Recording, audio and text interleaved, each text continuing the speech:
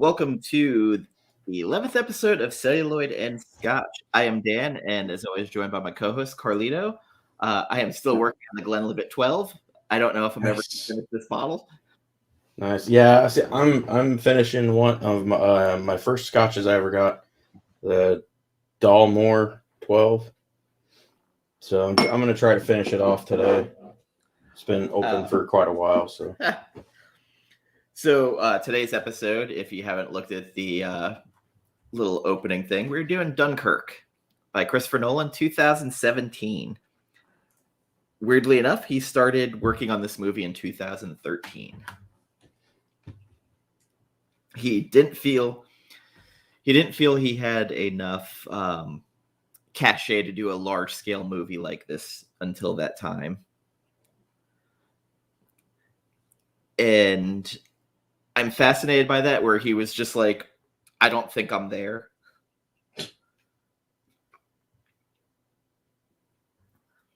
The budget on the movie was oh god, I just had that number and I lost it.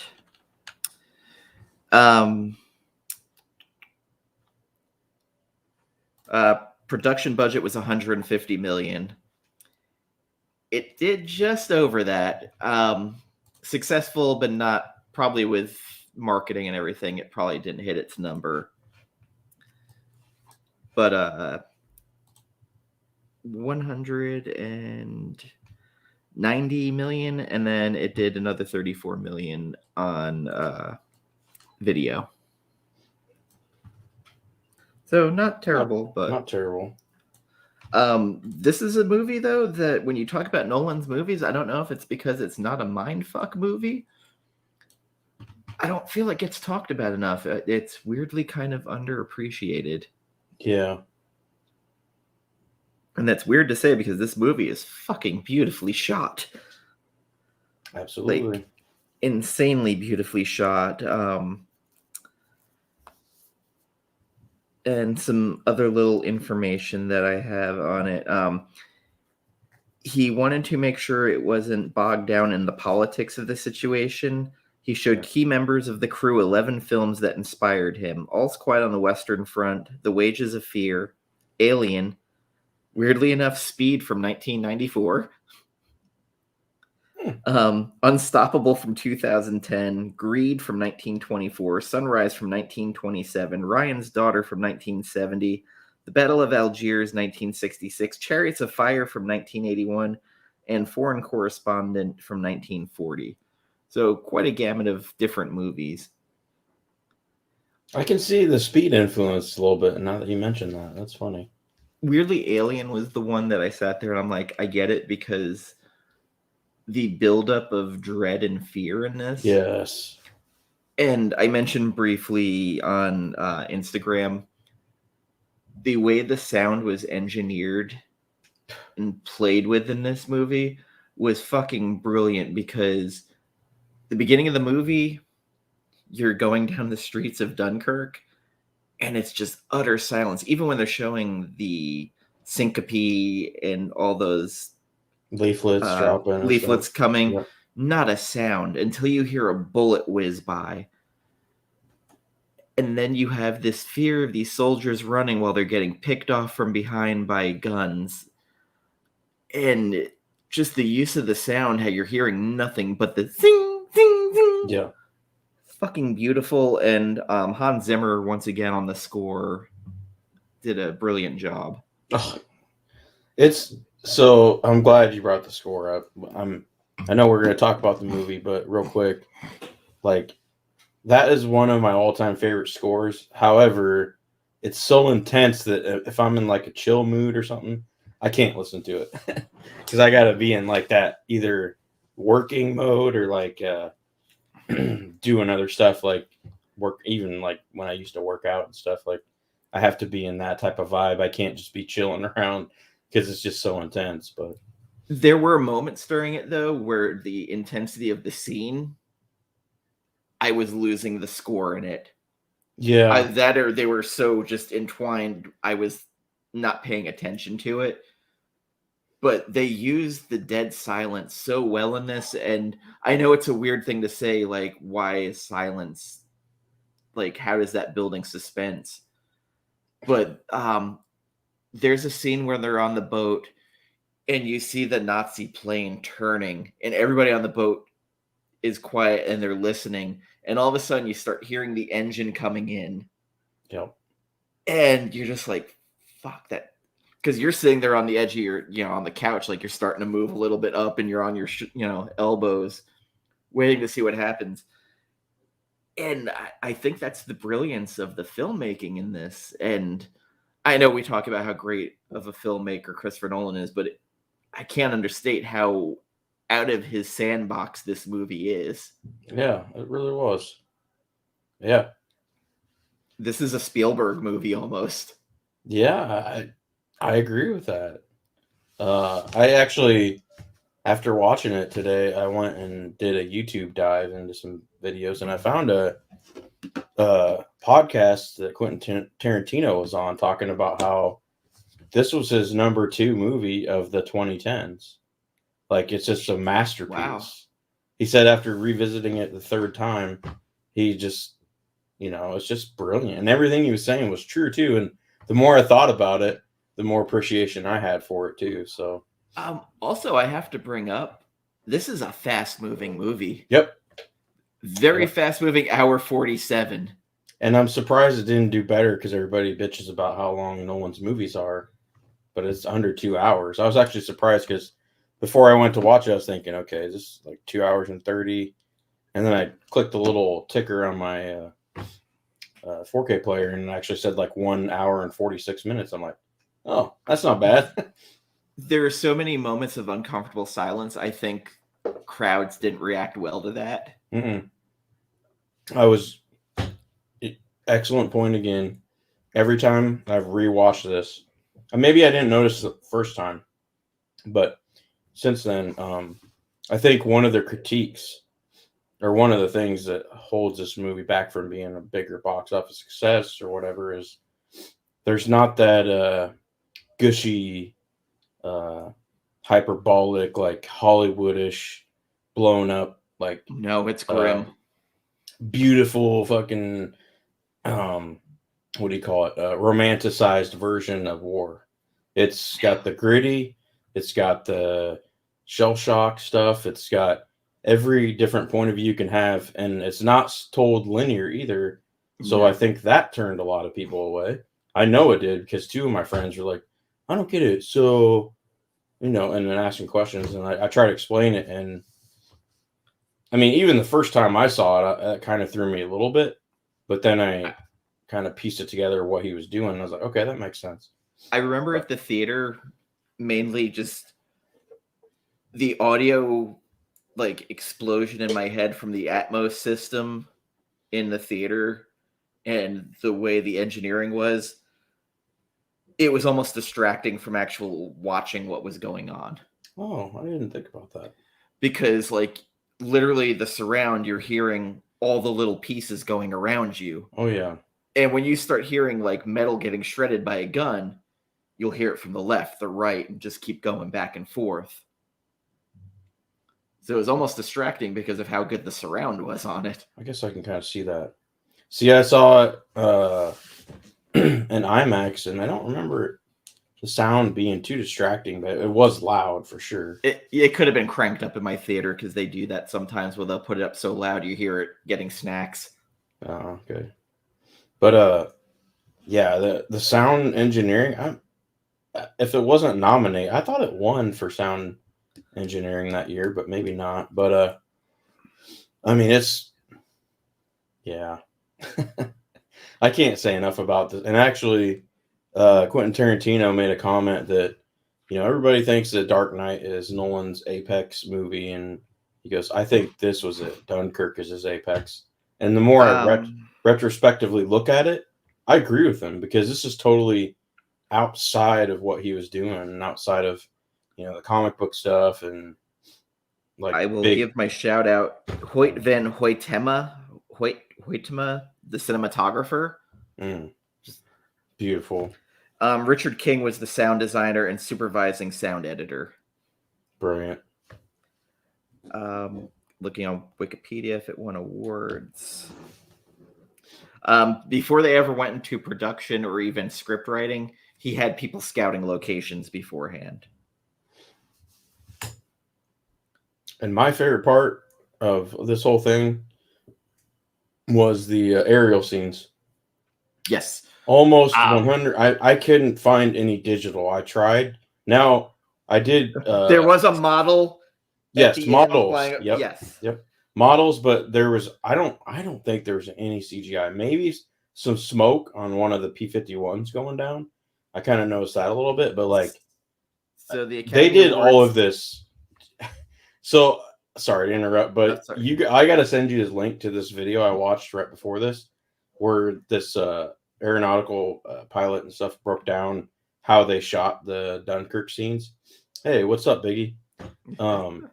And oh my god, dude! So they mounted IMAX cameras on the wing of the plane to get those outside aerial shots. Those were not faked.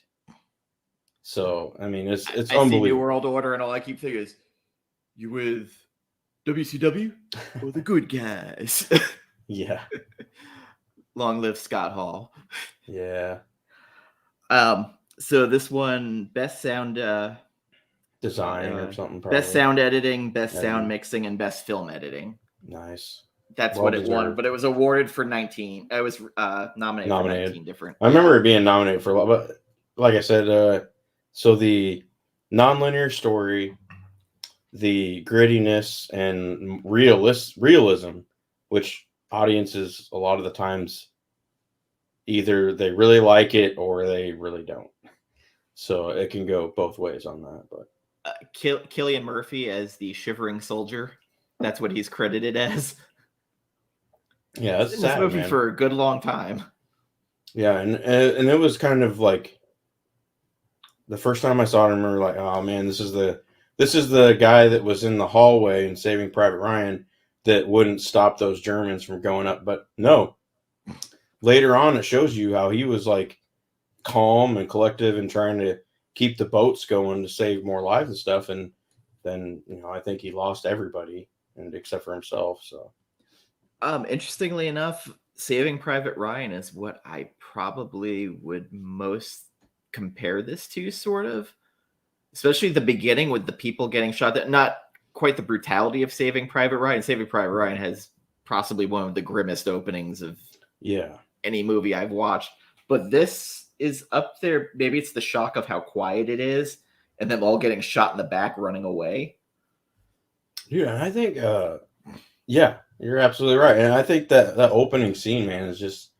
I remember I was sitting in the theater talking to my buddy the second time even. I knew it was coming, but we were like kind of whispering, and then all of a sudden the gunshots come, and I'm like, oh, it kind of like startled me a little bit. But Quentin Tarantino mentioned that he compared it to Saving Private Ryan. However, he made a good point. After that opening sequence of Saving Private Ryan, do you remember any spectacular views or cinematography or anything? No, because it's all story after that. I do remember the sniper fight being pretty awesome. Oh, in the bell tower? Yes. Yeah. So that's one. Not so much cinematography, but that is moments. Yeah. And that's all kind of, I think that's the story in that one. Man, it just tugs at you. What was his name? Private, was it Jackson? Or I can't remember. But he was good. He was good. It was Barry Pepper, that's what I remember. Barry Pepper. And he's always said the religious stuff as he's shooting. Yeah. Additional emotional effect there. Yeah. I always love the best killer is also the most religious. It's kind of interesting. I'm shocked how much I actually love this movie. And again, I haven't watched it since it came out in the theaters originally. I remember really liking it, but I was like, I don't know where this is in my Nolan verse of shit I love because it's so different.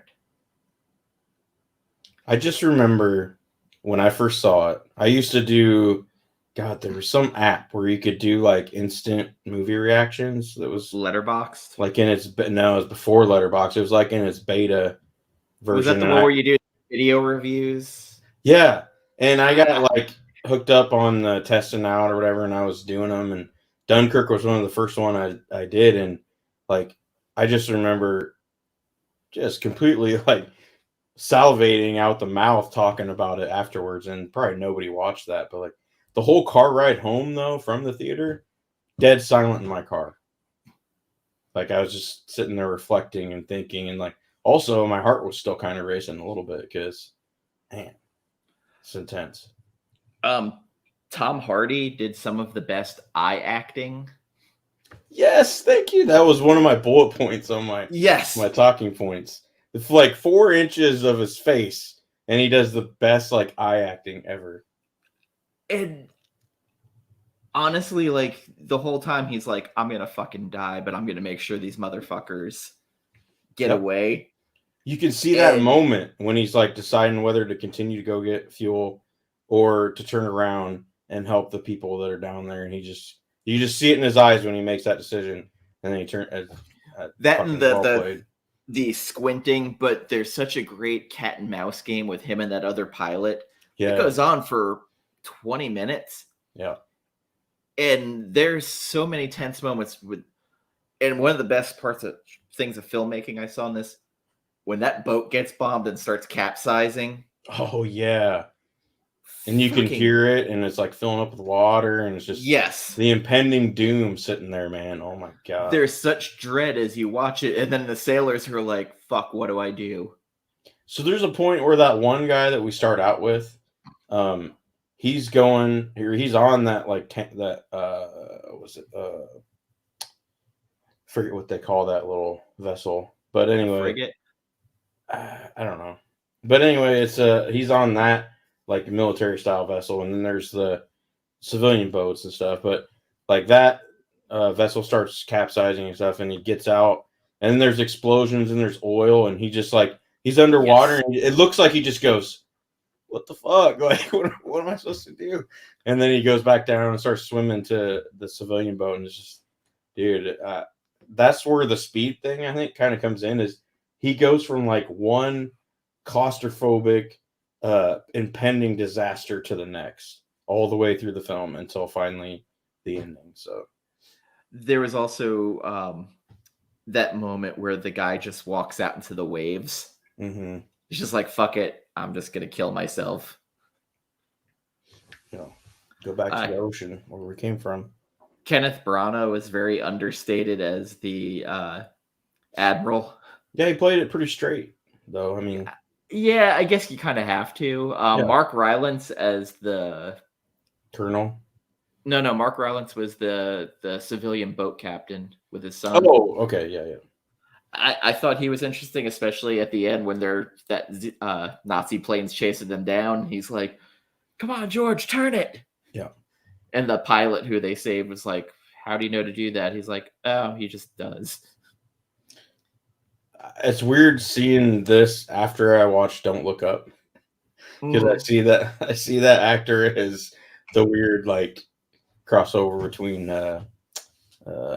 Elon Musk and Zuckerberg and stuff. So I also kind of enjoyed the tension with that pilot who couldn't get out of his cockpit. Yeah, I mean, where they ended up freeing him eventually. Every time I see that, it gets more and more intense, and I'm like, I already know what happens. Why am I getting more freaked out by it? But yeah, it's so well shot too and acted, and the camera in that cockpit as it's filling up, and just, oh man, there's a lot to love in this movie.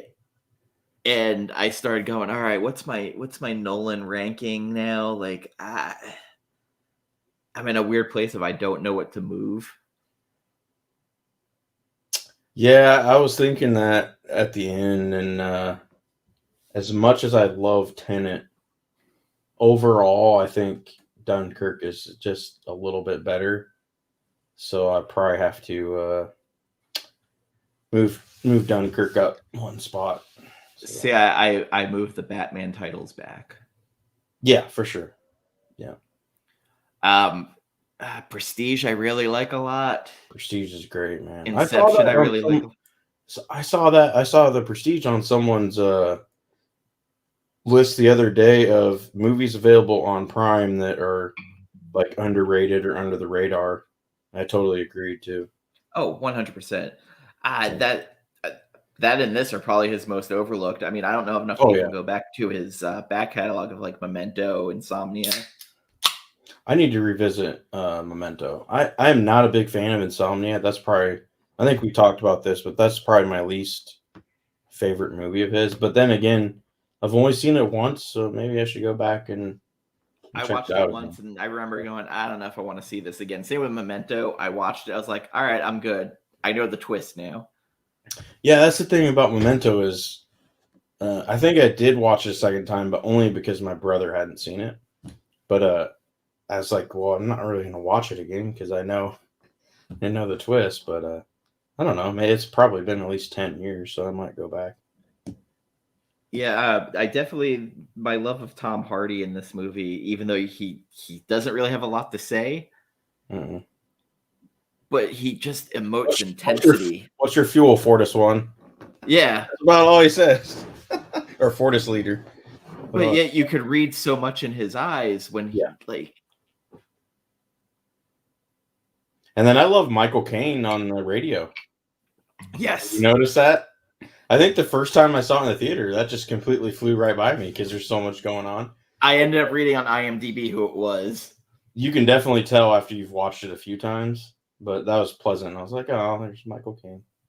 It'd be Jeremy Irons now. Yeah. Michael Caine's retired. And this is the best sounding 4K on my tiny little surround system. Like, you can, so here's what I was thinking was, so if I had an expensive surround system, you can put any movie on and it's going to sound great. But if you have one of those like low to mid-level budget surround systems and you put on some movies, like you can't even, we don't know what's going on either. We're just talking out of our ass. But, which is surprising because my butthole was clenched this whole entire movie. I don't know. Yeah, movie stuff. But, movie stuff. So yeah, like if a movie blows you away on a crappy sound system, that's impressive for me. So my friend has a one of those sound bars, the Sonos that does Atmos. Oh yeah, it actually sounded good. Like you don't get the same pop from everywhere around you, but it does like a sound field. That's not bad. It's $500 for it though, so not cheap. Yeah, it's probably like mid-range then. I built my 7.1 over time with different pieces. The receiver was like $700. Yeah, receivers aren't cheap. No. What did you get? Yamaha? Is that what you said? I got a Sony but it doesn't do 2.2 HDMI or 2.1 HDMI. So once 2.1 port ones come out, I'll have to. But my TV has all the 2.1 ports, the new OLED, which this movie looked beautiful on the OLED. Oh, I bet, dude. I wish. I was thinking because most of this one, there's only a few times where it cuts back to the widescreen ratio. Most of the time, it's filmed in IMAX. I just wish all movies would be that format of just full. So it fills up full. I can't remember the ratio on it, but the IMAX ratio where it just fills up your full screen. Because I can't. Like, I'm still mad that Justice League, the Zack Snyder Justice League, they put out in that fucking wonky format. Oh, yeah. That made it artsy, though. Yeah. Yay. Yeah. Yeah, it's bullshit artsy. God. I'll say it. The budget ran out. That's what fucking happened. Maybe. I'm just reaching here, but doesn't matter because the Snyderverse is over. It's dead. Flash is going to happen and wipe out everything. Yeah, and I'm not real happy with where they're planning on going with future projects. So. I can't tell, and I'm going to try and keep an open mind. I mean, I'll probably go see him, but I'm not excited about it. Because I'll say this, what's going on with the Marvel stuff lately?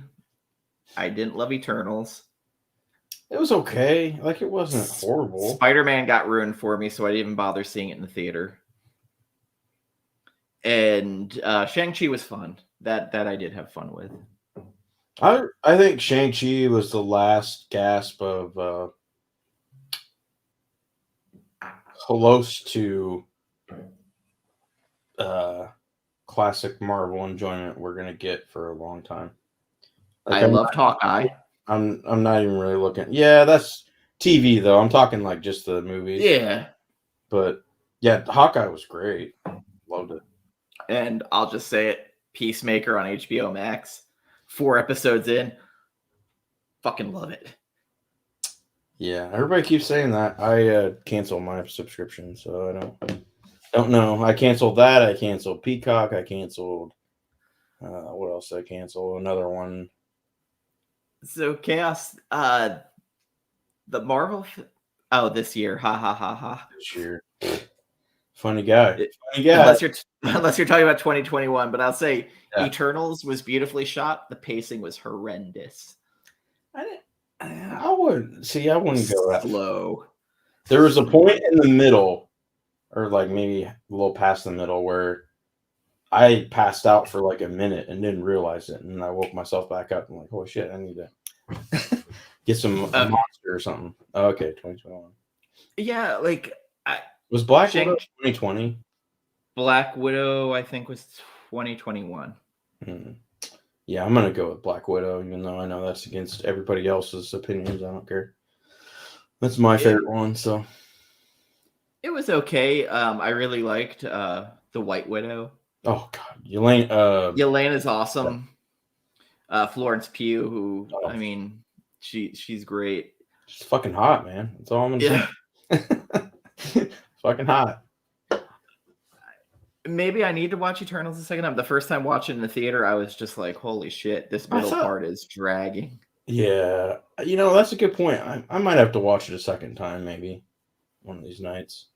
Shang-Chi was the faster moving for me, but yeah. I love Asian cinema, so that helped too. Oddly enough, seeing Michelle Yeoh in it, I was like, thank you. I love her. Yeah, oddly enough, I was looking at, because I have all the first phase, and so what are we going into? Phase 4? We're in phase 4? Phase 4. So I've got phase 1, 2, and 3, all the Marvel movies in Steelbook, the Best Buy collectible Steelbook. And I haven't, and then I've got Black Widow, which technically I think is phase 4, even though it should have been in phase 3. Yeah. I mean, it's whatever, but I don't think I'm gonna buy any of the new ones. I'm not gonna.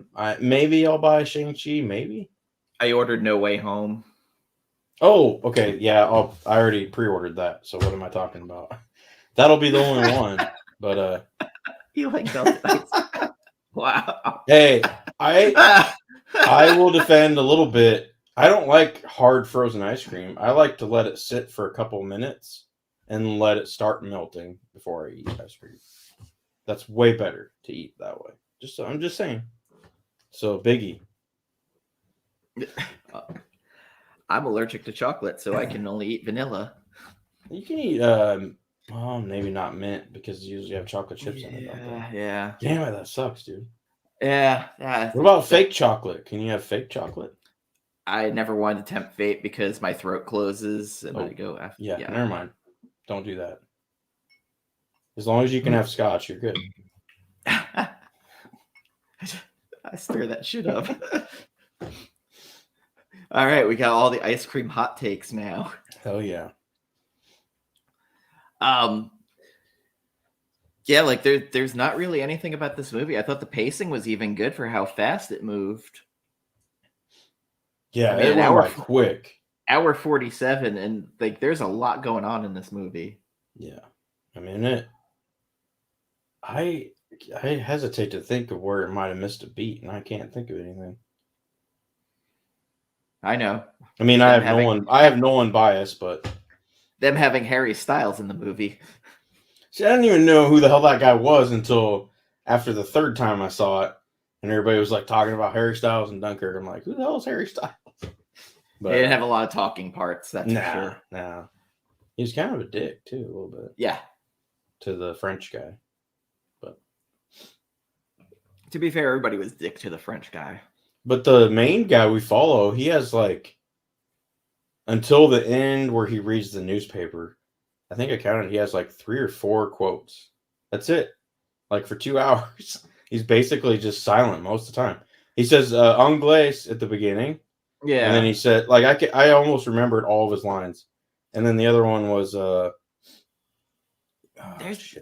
right. There isn't a lot of talking. You're the POV. No, he's our POV into it, and you just follow him through this fucking one tragedy after another. Him just trying to survive to get out, you know. And now I'm thinking, are the people on the boat supposed to be our main people? Yeah, Chaos.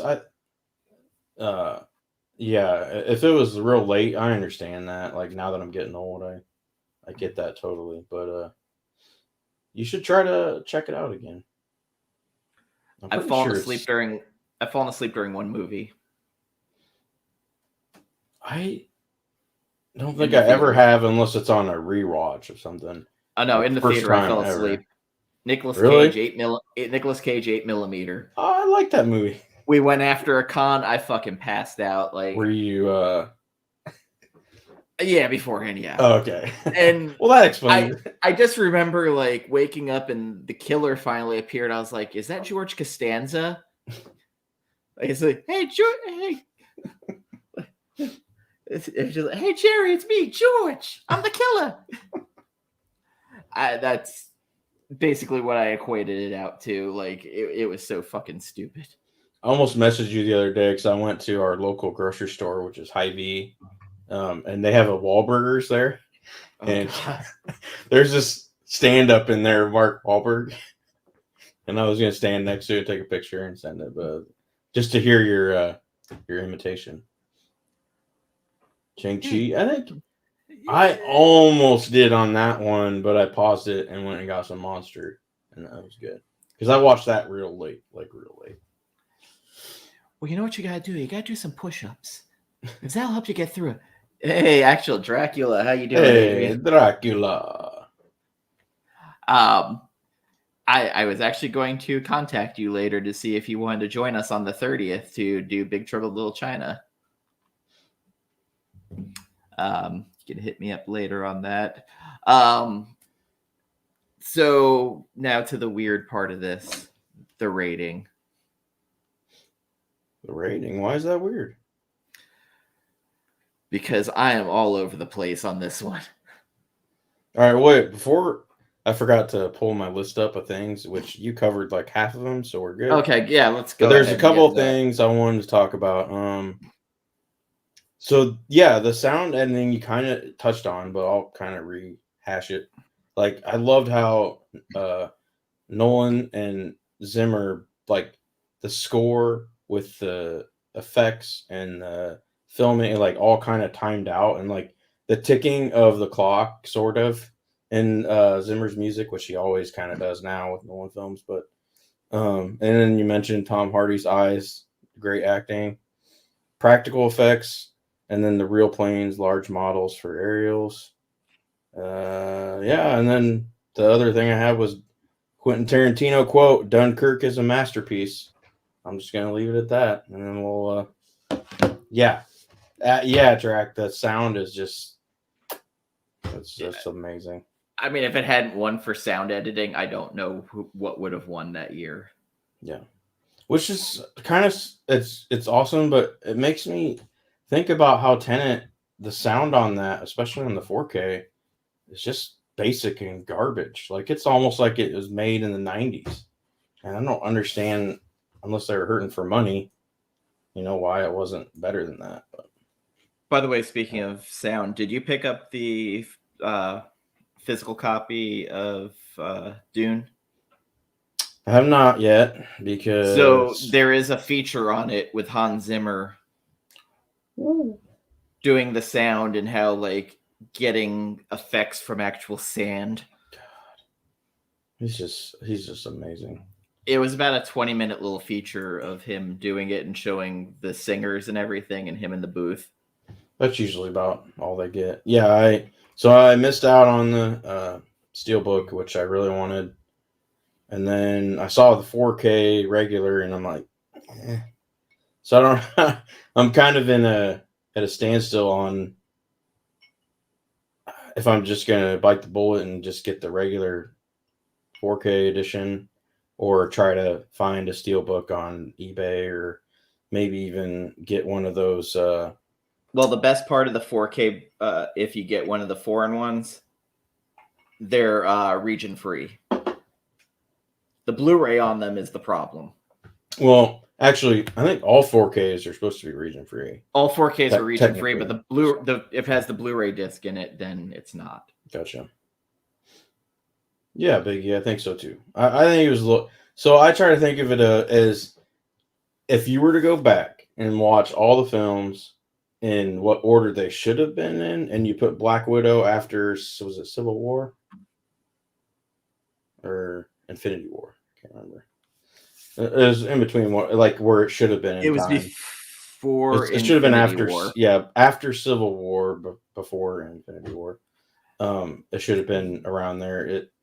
I think it would play much better. Honestly, it took them too long to even give her movie. Yeah, it did. It took way too long.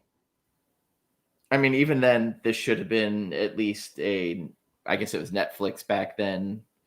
They could have done her and Hawkeye in the Budapest. Budapest. God, I so wish we could have seen that. Yeah, it's actually Budapest, isn't it? I mean, I'm happy with the Hawkeye show we got. I thought that was a lot of fun, especially, dude, Wilson Fisk. Yes. Vincent D'Onofrio. Fuck yeah. Love it, man. He's such a fucking angry man-child, even worse than the Daredevil series in this. Yeah, he's harder. Like, he's still the same, sort of, but he's, like, harder, and I think he actually he's not super powered, but I think his strength is yanked up in the yanks Marvel the door universe. off of the car. Yeah. So I don't know if he's taking roids or what, but have you seen Spider-Man No Way Home? No. Okay, damn it, I can't talk about anything then. I already know all the endings. Do you know cameos? Someone put the Matt Murdock, yeah. Yeah. Dude, in the theater I did an audible. Fuck yeah. So I was like, this is awesome. Because he's awesome. He deserves to be fucking Daredevil. I wonder what John thinks about that. I wonder if he wanted to see it. Because he's a huge Daredevil guy. So I am too. Also, I really like John Bernthal's Punisher. Mm-hmm. So if everybody in that little, except for Iron Fist, I don't need him to come over. Yeah. So I think the Defenders are coming over, aren't they? Mm-hmm. Or is it not going to be the same actors? I don't know. I don't know at all. Everything's been kind of random. Like, this may happen, it may not.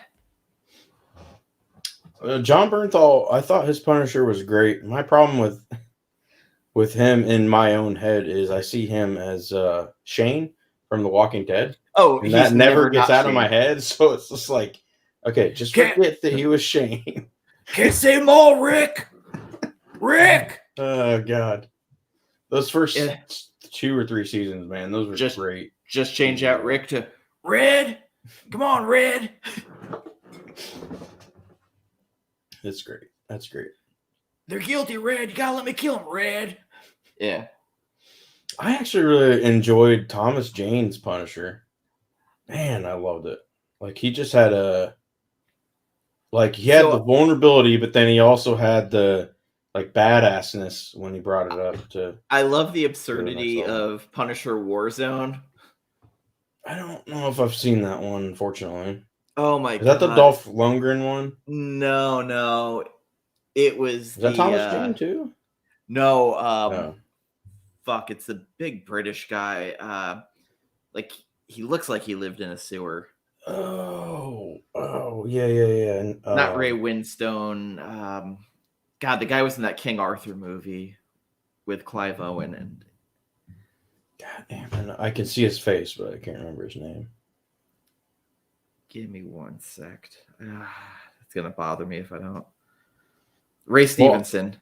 Maybe I'm just on too much Scotch, but I thought I saw a thing about Defenders like coming in. Maybe it was just a rumor article, but I thought they were returning to MCU or something. So it could be. I hope that what's her face is Jessica Jones, and I hope that they actually do like either a rehash or some flashbacks of the Purple Man, because good God, that was amazing. Oh well, God, yeah. David Tennant was great as Kilgrave. Yeah. I would say I would agree with most people. The Iron Fist dude, not a huge fan. I do like that Asian chick, and God forgive me, I'm forgetting her name right now. She was Colleen Wing. I just can't remember the actress who played her. Yeah. Anyway, and she's got her own show, right, or something that they're gonna do with her, or she wanted that. Maybe it's not. I think they want to do Daughters of the Dragon with Misty Knight. That'd be great. That'd be cool. So, I got my Daniel Craig Bond collection today. Yeah, I'm curious to see how it looks in 4K. Of course, I'll start with Casino Royale. I mean, for $30 for 4 movies, dude, it was hard to. And here's the thing, too. Like, I'm gonna actually, since the Blu-rays came separate case, I'm gonna sell that. Make like $10 back, so then it's like $20 for all the 4Ks. It's awesome. That's the only problem. All the extras are on the Blu-rays. Yeah. I don't know if there's any extras I care about with the Daniel Craig Bond. I'm just maybe some of the Monica Bellucci stuff. You'll watch them once. Yeah, I'll watch them once and then just resell it. But I know people sell their digital codes too, but I actually I'll use my digitals though. I'm gonna put the digital code slip in there too, because I don't use that. So. Yeah, I use them now. Like I just like having them in case, like, just use my Apple TV and use movies anywhere. Yeah, that's cool. Instead of having to get up and go put the disc in. Yeah, I already need more exercise than I have currently. Well, my wall's gotten very large of Blu-rays and 4K, so now it's kind of becoming like, all right, I think it's on this shelf. Oh man, you got to organize them. That's part of the fun.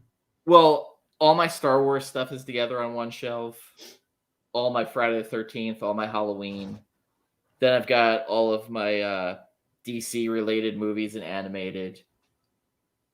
Then it starts getting to the weird horror stuff. I have like the Stephen King stuff together, and then there's the random assorted shit that's gobbledygook. Then I have my anime. Like, it's a little messy. That shit. It is kind of organized. It's the gobbledygook stuff that are like one-offs or have nothing that really. Right.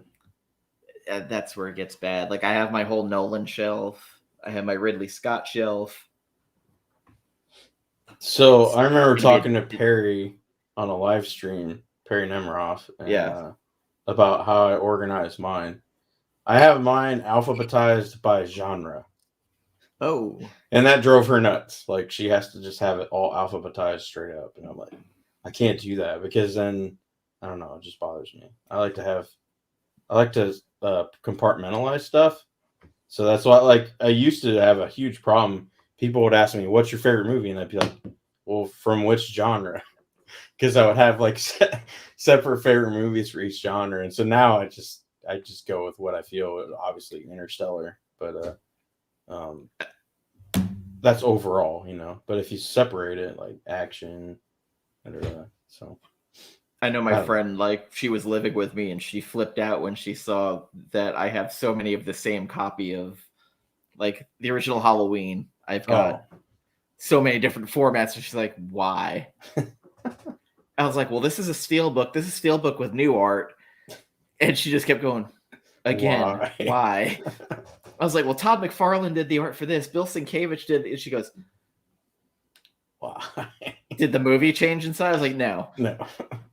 But I was like, but this is Blu-ray. This is 4K. And she's like, so you needed 4 4Ks of the original. I was like, well, I didn't need it. I mean, I wanted, and started getting into that. And I was like, Then it's like all the different versions of Star Wars. Then I've got like my 5 different versions of Blade Runner. Director's cut's the best. Or wait, Final Cut. I've got Final Cut on 4K, but I had the old Director's Cut on Blu-ray. So yeah, I'm glad I never watched the whole like diatribe ramble, like audio voiceover introduction one. And Because I heard that was just like awful. But I did see what is coming out on 4K as a box set. The Godfather Trilogy. Ooh, finally! Because I have the Blu-ray one, and I noticed they've released like the Coppola cut and some other bullshit, and I'm like, God damn it. $84. That's not bad for 4K. Yeah, it just kind of looked at it, I was like, it's 3 movies. But if you wait like 6 months, it'll probably go on sale for like 50. Probably. Or 60 or something. Because the 5-disc with No Time to Die Bond one's coming out for 90, and I was like, nope, I'll buy this one. I'll buy No Time to Die separately. Yeah, I'll buy No Time to Die separately for sure. Because that'll be down to $20 really soon. I'm still at a loss to explain why my favorite Daniel Craig movies are usually Daniel Craig lovers' least favorites of his movies. Like I can't explain it. I don't know. It's weird. I mean, probably my favorite movie with Daniel Craig in it is Layer Cake. I don't know if I've seen that one. It's kind of in the Guy Ritchie vein. Ooh, yeah, I definitely haven't seen that. That was probably my favorite movie with him in it. Casino Royale, it's all about Eva Green. That is. You can she does like audiobooks, and you can get her like voice kind of like Jarvis type deal too for stuff that you want. So that's cool. I don't think I need that. See, I would want that, but like Monica Bellucci version. Oh my God. I would go to sleep with a smile every night. I love her. I can't help it. Shoot 'em up. Best movie ever. Oh, 100%. For anybody who's not seen Shoot 'em Up, like, I think it's on Tubi or one of those free ones. Like, go watch it. It's one of the best off the wall, just crazy fucking Looney Tunes. It is Looney Tunes. So you have to remember Clive Owen is Bugs Bunny and Paul Giamatti is Elmer Fudd. Yep. Wait, and so then who's Monica Bellucci then? She's the female rabbit. Who's the female rabbit? I can't remember. I don't remember if they had a name for her. It one that they had to have a name for her. Uh-oh. So, what's your rating? What scale? Out of 10. Out of 10.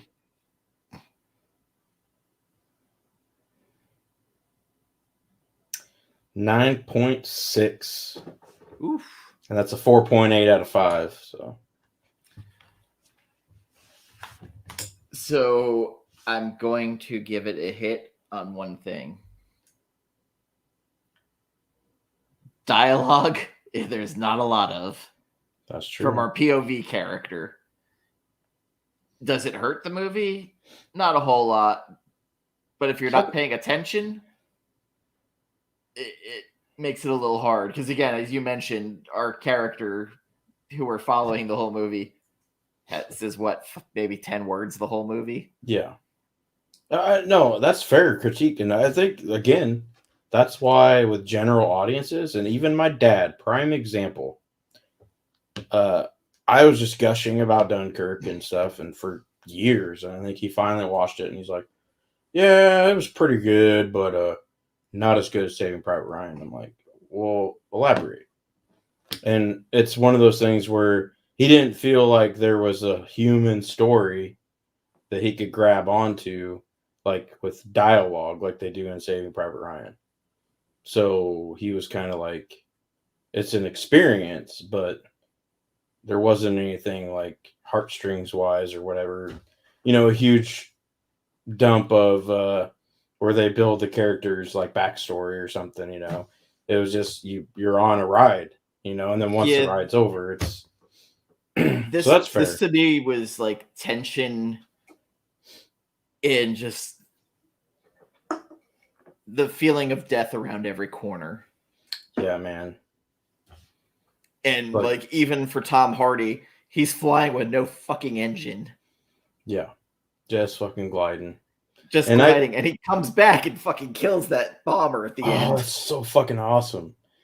And I gotta say, that's ending sequence where he's gliding over the beach and over the soldiers, and it's like pretty silent, but then the music kind of comes in or whatever, is one of the most hauntingly beautiful like scenes I've ever seen, especially in a war movie.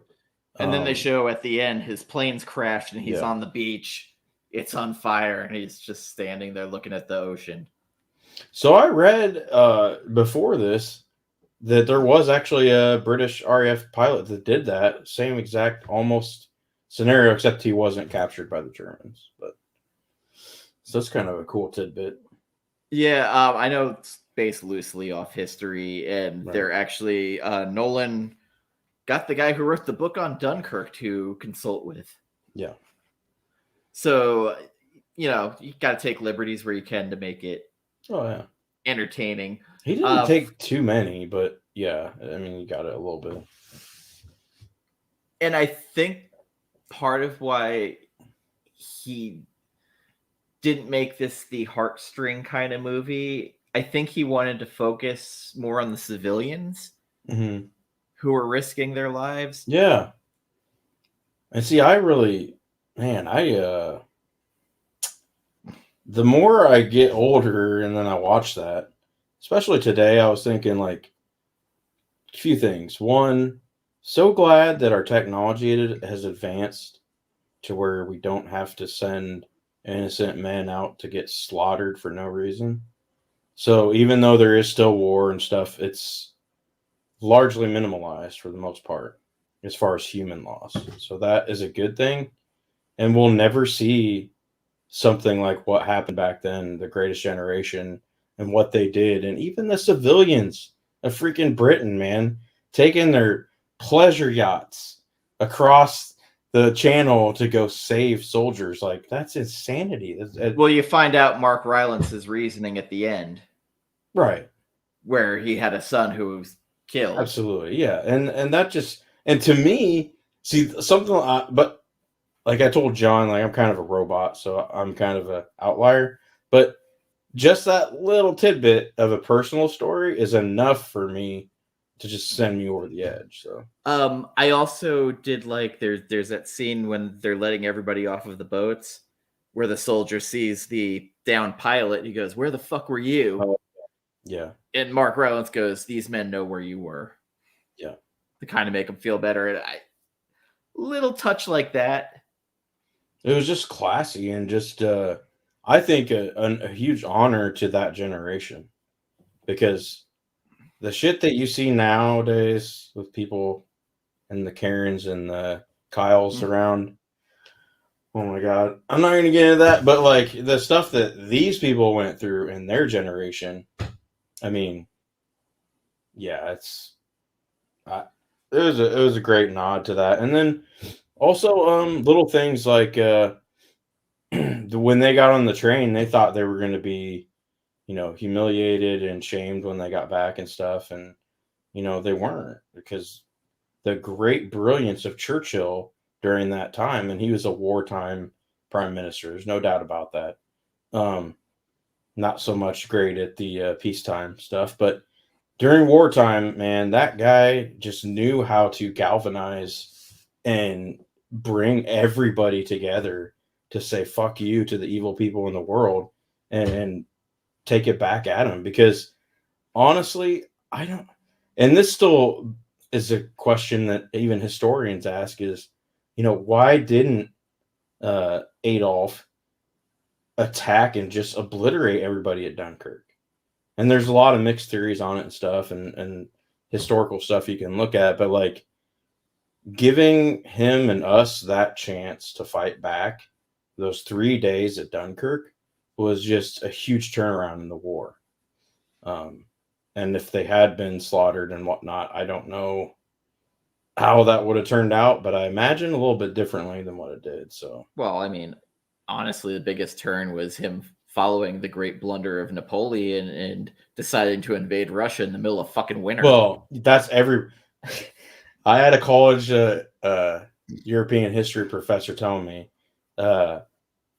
what's he good? Never invade Russia, and then never, especially invade Russia during the middle of freaking winter. That's the worst idea, especially ever. When the Russians turned around and burned everything, destroyed all their food supplies, all their houses, scorched earth, man, scorched, and then hid in the woods.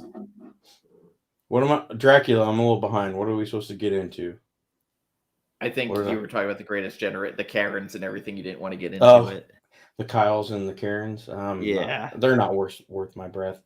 But I'll just say, yeah, that man, when he's reading that newspaper with the quotes from Churchill, good God, so amazing. It just makes me want to watch The Greatest Hour now. Yeah, never invade Afghanistan for sure.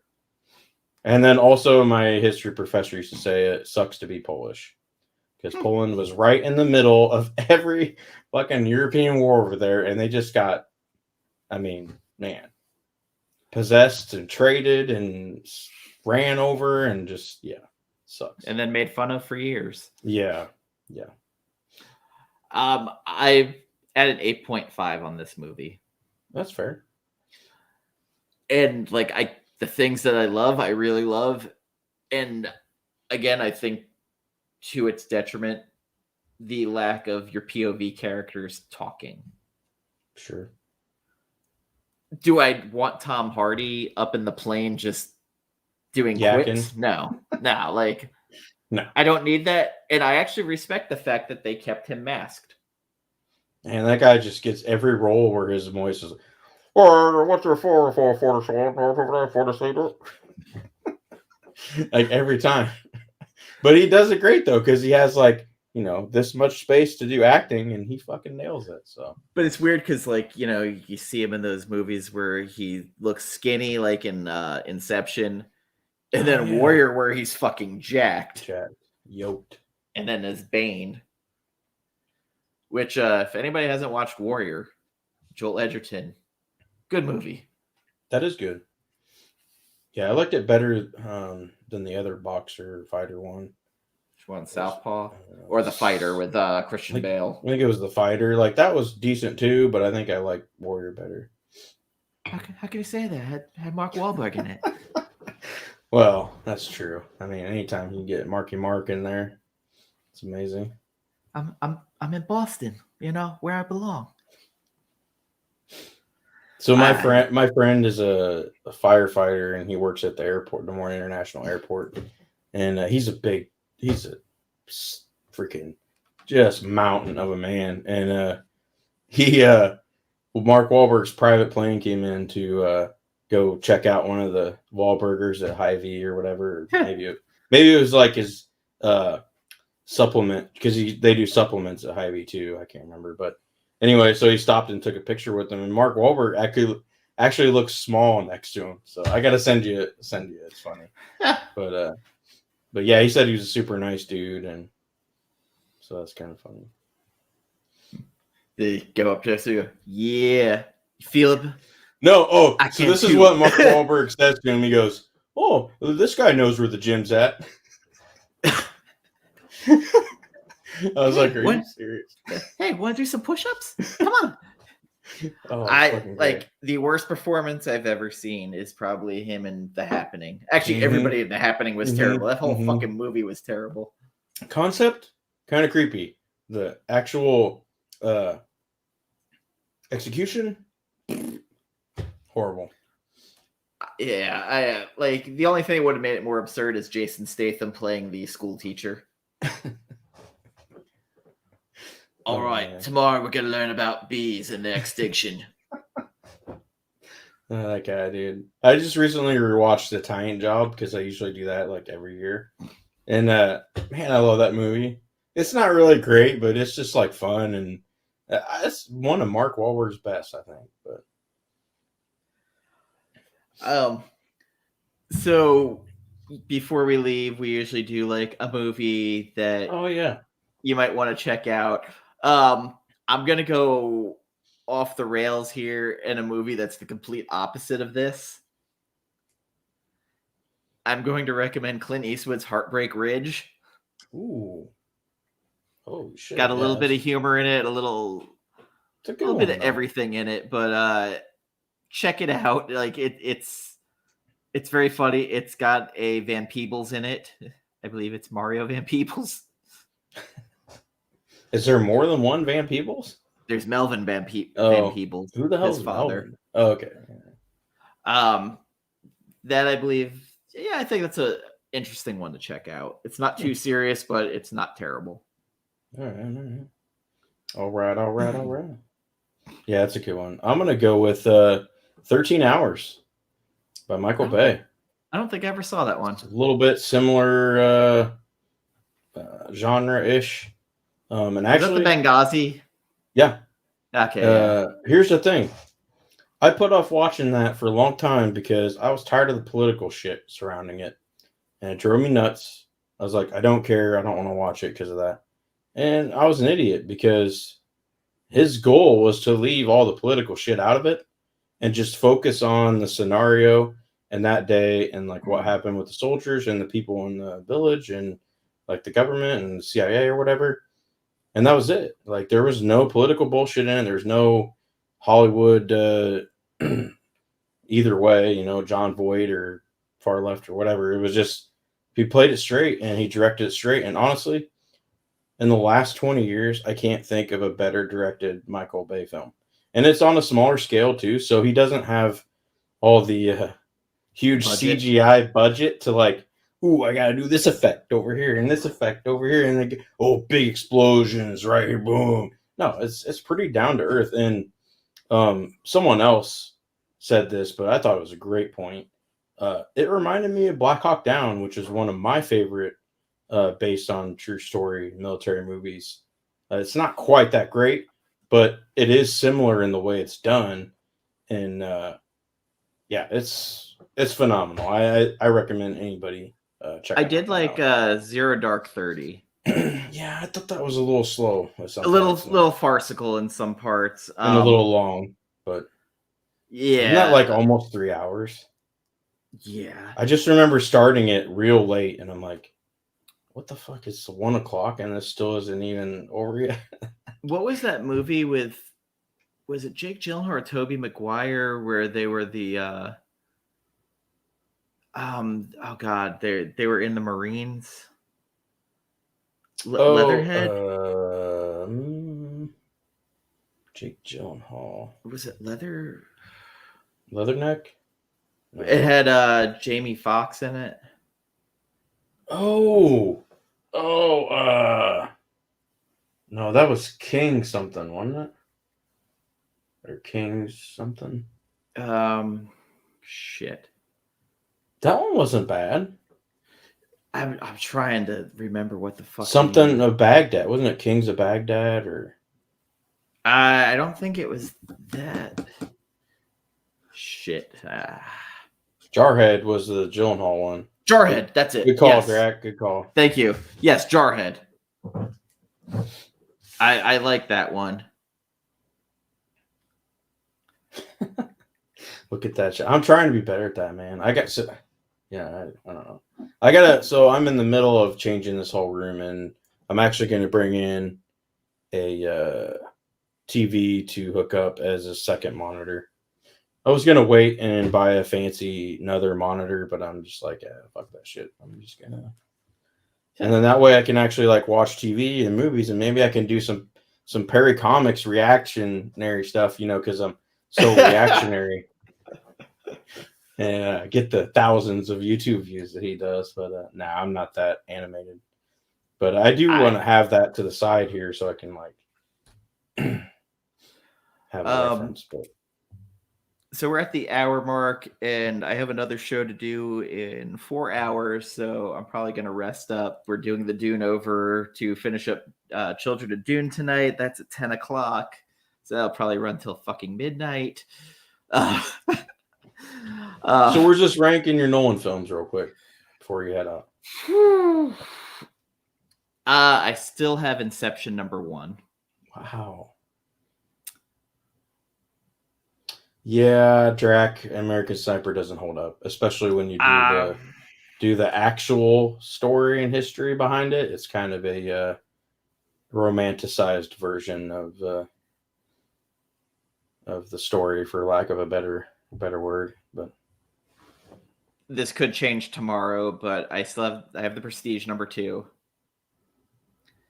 So Inception #1, Prestige #2, 3 Tenet. All right. 4 Dunkirk. Nice. Where's the Prestige? That was #2. Oh, okay. Wait. Oh, yeah. All right. The one's gonna get me kicked in the balls. I have Batman Begins #5. Why would that get you kicked in the balls? Because people love The Dark Knight, and I don't. Okay, we would have never had The Dark Knight if it wasn't for Batman Begins. So. But Batman Begins, to me, I think, is a quicker moving movie, and honestly, Michael Caine's just funnier in it. Well, and honestly, as far as character development, there's a lot more in that, especially for Bruce and Batman. Yeah. So, Dark Knight, Interstellar, Dark Knight Rises, Memento, Insomnia. I'm probably missing one, but that's fair. Yeah, Insomnia is the last for me too. there's something about the Prestige I really like. Maybe it's just the overall performances. Everything, man. David Bowie is freaking Tesla. Good Lord. Amazing. Yeah, and that's so out of character for him because he plays it, although he's a little kind of crazy, it's pretty much straight. And he's like all dressed up like a proper gentleman and with the haircut and the mustache, like it's not any weirdness stuff. So no, and it was one of those, the rewatch made me appreciate it a whole lot more than I think I originally did. Me too. And just so many clues now they lay down throughout that also when we had John on discussing it, we're all like, I didn't notice this before. And the whole movie is set up just like The Trick.